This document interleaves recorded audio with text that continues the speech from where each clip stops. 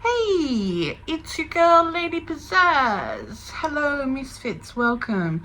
And we are doing the goth snob tag. This could get spicy.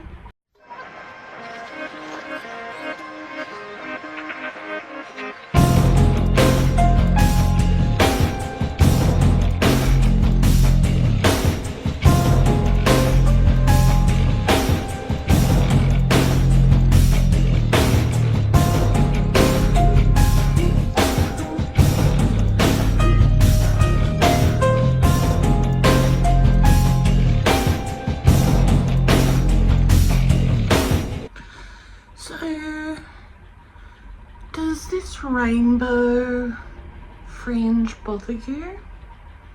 Does the fact that my nails aren't painted black, just covered in hair dye, ew, gross, does that offend you? Maybe you're a goth snob, and let's see if I'm one. So today's video is a tag that started, well, I saw it on, I think it's Raven Star's Gothic Eternity. I'll put a picture, and but apparently it originates from, and I've now seen, I couldn't find the video, but I eventually found Heavy Metal Momma started this about 6 or 7 years ago. So it had some interesting questions, and I thought, oh god, I've got to have a go at that, and I thought it might get a bit spicy, so we'll see. Question 1: what are your views on Gothic brands and their affordability?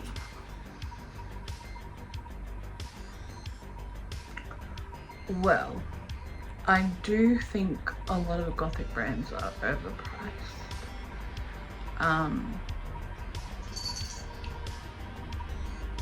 I understand it's a pretty niche market, and I understand paying a lot of money for something that is made from a small business or custom made, but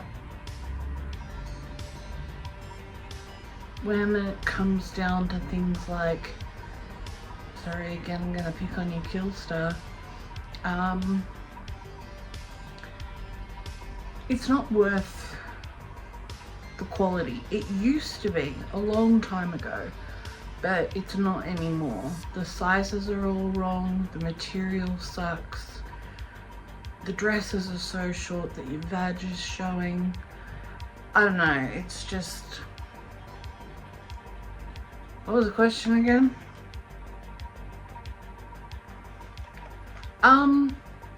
I guess it's good that there are brands out there. Like when I was a little baby bat, there was nothing, and it was all up shopping and DIY.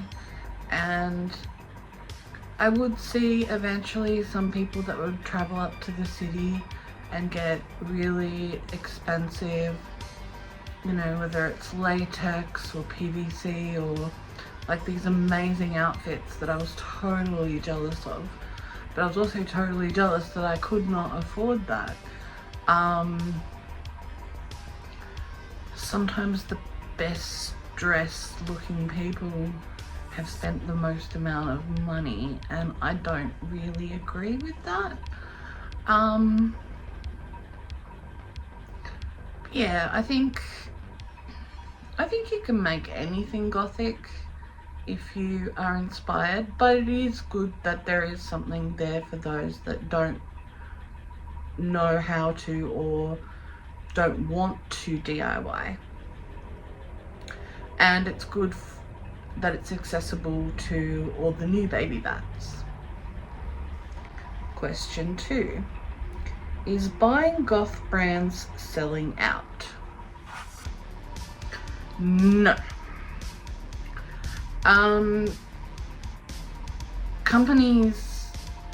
These companies, at least in the beginning, were created from people from our community. So say that it's selling out buying it is just wrong. But at the same time, there's the other side of the coin where it's like, are we buying a subculture? It's like, you know which shop, which brand you can get an easy goth look, and then suddenly we all become cookie cutter and start looking the same. And that's something that bothers me personally. I don't want to look the same as everybody else, but each to their own. I'm so sick of all this fucking gatekeeping. Buy what you want from where you want. Just try to go with the, you know, ethical brands. Number 3, does DIY make it more goth? Okay, this is a hard one to answer as well, because in its birth, goth came from punk subculture, and it was always heavy with the DIY. So that's its roots, and I feel like we've lost those roots of DIY. I know myself, I'm really starting to, and if you've been following my journey, if you're one of my 2 people that watch my videos, oh no, the makeup's starting to sting my eyes. 1, let me know who you are that's watching the videos, because I'm very curious. I love you. But 2, I think I appreciate DIY outfits more than others, but not everyone has the capabilities, the time, the skills, or even the want. So it's like, wear what you want to wear, what makes you feel good. Sorry, my cat is attacking my sunglasses. Yeah, wear what makes you feel good. Fuck everybody else. What music do you need to listen to be goth? Oh, get fucked. You can listen to whatever the fuck music you want to. Just because you know Bauhaus's catalogue does not make you more goth than someone that likes the Spice Girls. I mean, yes, like punk, music is a massive part of the subculture. But it doesn't mean that you have to like only one thing. Like, why do we have to pigeonhole ourselves into liking just one thing? That's so boring. There's so many interesting things out there and different sounds, and, you know, like what you like. Be who you are. I'm sure people will look at this and be like, oh, she's not a goth because of A, B, and C. I mean, if I put a thumbnail where I had more trad makeup on, I'm sure I'd probably get more views. And that's bullshit. What is the minimum requirement to be considered a goth? I think that is the most stupid question. I don't think there's a checklist, you know, like white makeup, black fringe, big stompy boots, black nail polish, studs, you know.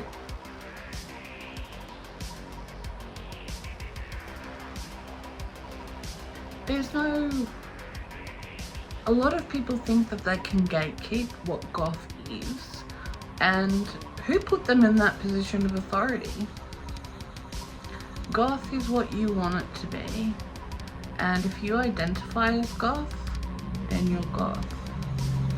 I personally used to get really confused about things like, you know, I've moved through a couple of subcultures, goth since I was 14, but then I've added like punk and riot girl to my wardrobe and my music and everything. And I don't think that makes me less goth. It just means I have an expanded palette. And punk and goth go into each other, and so does riot girl. So it expand your tastes. Stop trying to be cookie cutter goth. It's bullshit. I hate the posturing, and I think I've got some gothic friends, but I've never been a part of the goth community. I've been a part of the punk community, I've been a part of the riot girl community, but never the goth community, because I never felt like I fit in, because I didn't have the right clothes, or I didn't know how to do makeup. My makeup always looked messy, and you're supposed to look all neat, and you know, some people think trad goth is the only way to go, and there are so many different branches of goth. Like one day I might look like a pastel goth. I'm not a pastel goth, but I love lilac and I like to rock it sometimes. But I also do things like wear Care Bears dresses and My Little Pony stuff. I'm not gonna let anyone tell me that my taste has to be in that tiny little box. Question 6, should you maintain goth aesthetics at all times to be considered a goth? Fuck no. I think there's like 10 million memes of the reality of having a goth girlfriend, and it's like has this glamorous trad goth woman, and it's like 2% of the time, 98% of the time, they're in their Nightmare Before Christmas onesie. And that is very true.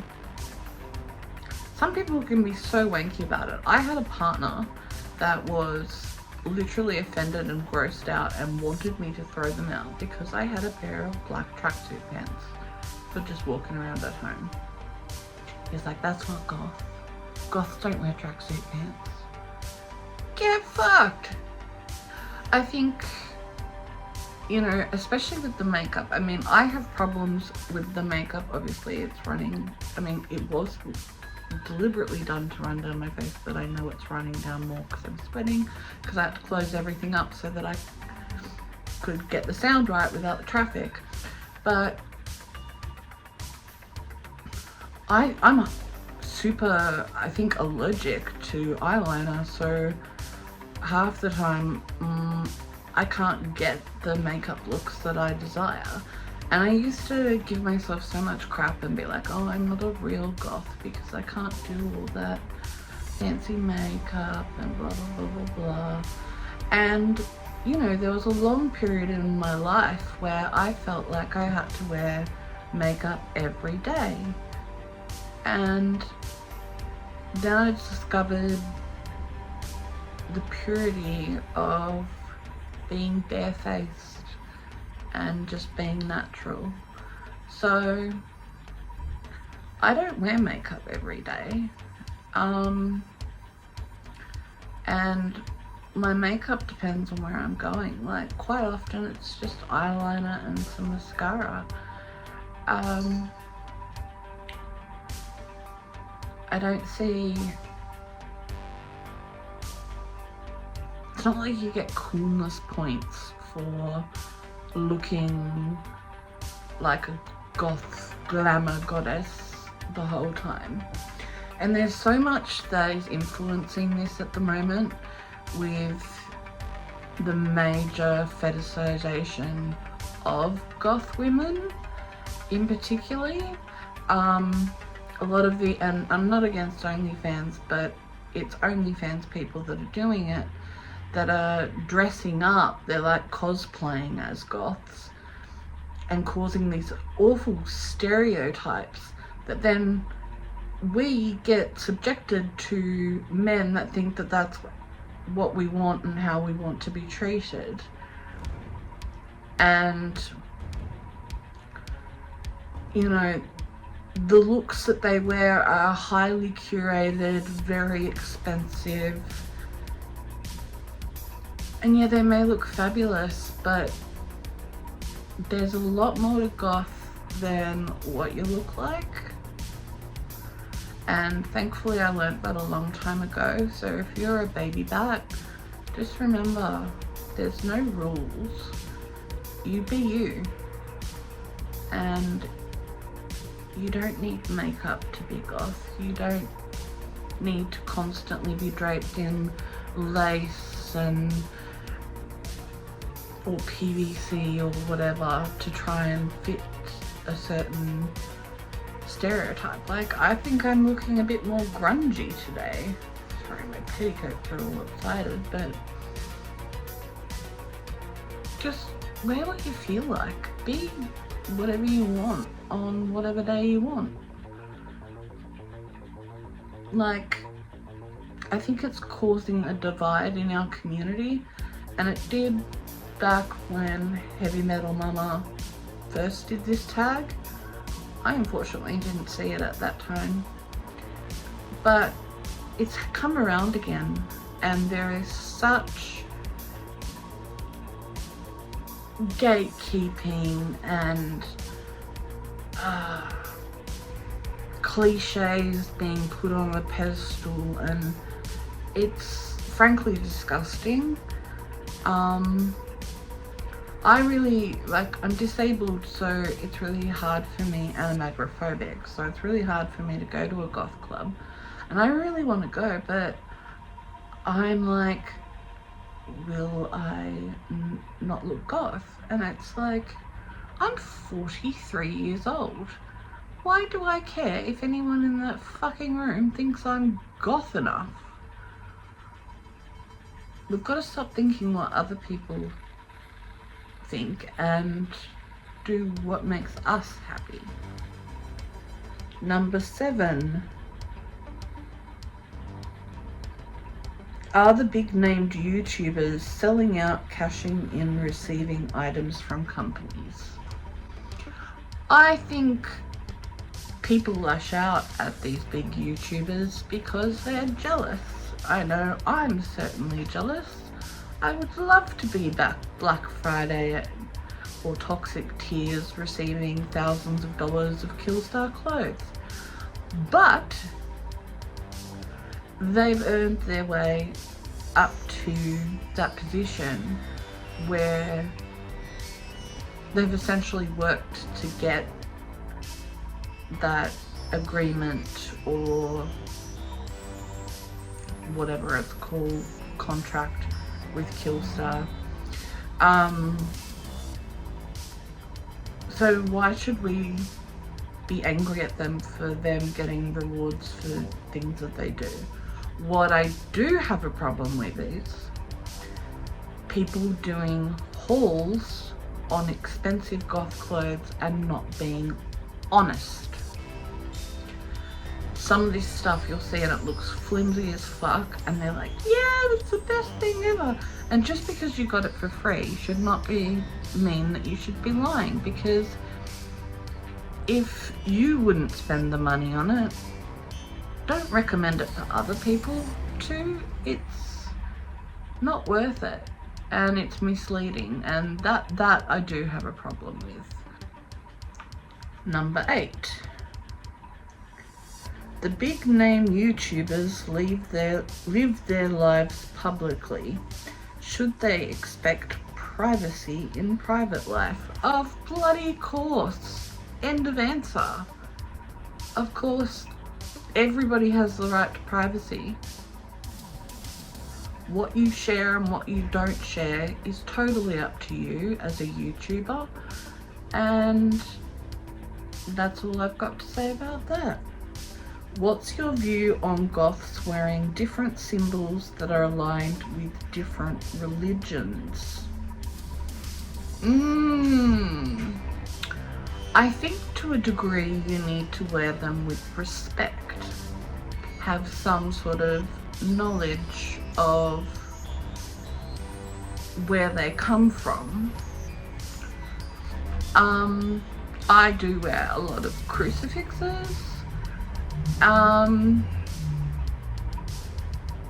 used to be Catholic, and my parents for my, well, I was raised Catholic, and my parents for my confirmation gave me these sterling silver hoops with crosses on them. And I remember wearing them as an adult and someone asking me, oh, so you're Catholic or you're Christian? And I was like, no. And they were like, but you've got a cross in your ear. And I was like, oh, it's a Madonna thing. I've loved crucifixes since Madonna. But I've always been drawn to religious iconography. I think it's beautiful, but I wear it with respect. Also, the hoop with the cross is a feminist symbol, so that was what I used to tell myself, and now I just don't care. I wear them. I've got a couple of things with pentagrams on them, and it's weird. I don't like to wear pentagrams much, but I am actually a witch, so go figure. But I think it's just because people that aren't pagan are constantly wearing it, and it's become sort of a bit of a cliche that I've retaliated from it. But you can't take my crosses from me. Love my crosses. How do you feel about negativity, bullying, elitism, etc. in the community? Elitism, go fuck yourself. I don't really get views, so I'm not expecting to get negative comments, but if people watch this, I'm sure that I would. But I don't care. I think those people are not genuine. They're more concerned with an aesthetic than being a goth. Goth is not just a presentation. It is a way of life, you know, and we don't all enjoy the same things, but there's certain things that unite us, sort of the darkly inclined sort of side of things. And I hate when people are getting bullied. I remember a few years ago, and this links back to the YouTubers, big YouTubers getting brands. Black Friday was getting bullied like nothing else. Everyone's like, she's so fake and she's just doing it for the Killstar stuff. And it's like, have you seen all her content? It's not all Killstar hauls. There are some people on the internet that are all Killstar hauls. I don't watch those people. I find that very boring. But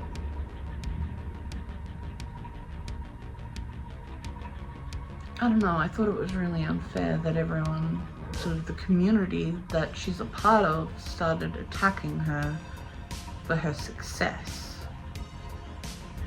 And when people are attacking someone for their success, it means that they're jealous, they're trying to bring them down to make themselves feel better. And it's not okay.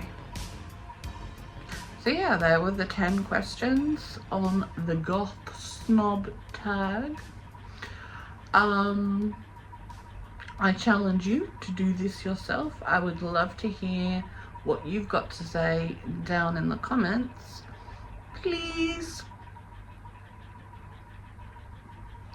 At the end of the day, wear what you want, listen to what you want, as long as you're not hurting people. Just be who you are.